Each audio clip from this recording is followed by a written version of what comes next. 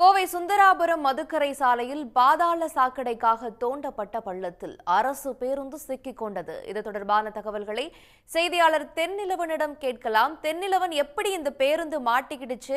இதை வெளியெடுப்பதற்கான நடவடிக்கைகள் என்னென்ன எடுக்கப்பட்டு இருக்கு? அதாவது கடந்த சில தினங்களாக பாத்தீங்கன்னா இங்க கோவை சுந்தராபுரம் மதுக்கரை சாலையில கோவை மாநகராட்சி சார்பாக அந்த பாதாள சாக்கடை அமைப்பதற்காக பள்ளம் தோண்டப்பட்டு அங்க குழாய்கள் பதிக்கப்பட்டது.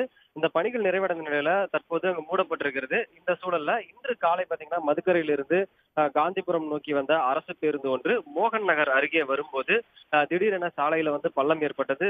அந்த பள்ளத்துல அரசு பேருந்தின் முன் சக்கரம் மாட்டிருச்சு.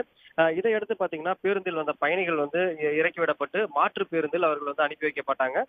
இதையடுத்து தற்போது இந்த அரசு பேருந்தை பொக்லின் இயந்திரம் மூலமாக மீட்கும் முயற்சியில போக்குவரத்து காவலர்கள் மற்றும் மாநகராட்சி ஊழியர்கள் ஈடுபட்டிருக்காங்க. மேலும் பாத்தீங்கன்னா இது ஒரு குறுகலான சாலை அப்படின்றனால சிறிது நேரம் போக்குவரத்து பாதிப்பு ஏற்பட்டது. இருப்பினும் இலகுரக வாகனங்கள் சாலையின் ஒரு புறத்தில் அனுப்பப்பட்டு வரும் நிலையில கனரக வாகனங்கள் மாற்றுப்பாதையில அனுப்பப்பட்டு வருகிறது. தற்போது இந்த அரசு பேருந்தை எடுக்கும் முயற்சியில போக்குவரத்து காவலர்கள் மற்றும் மாநகராட்சி ஊழியர்கள் ஈடுபட்டு வராங்க. தகவல்களை வழங்கியமைக்கு நன்றி தென்னிலவன். உடனுக்குடன் செய்திகளை தெரிந்து கொள்ள சன் நியூஸ் பெல் ஐகானை கிளிக் பண்ணுங்க.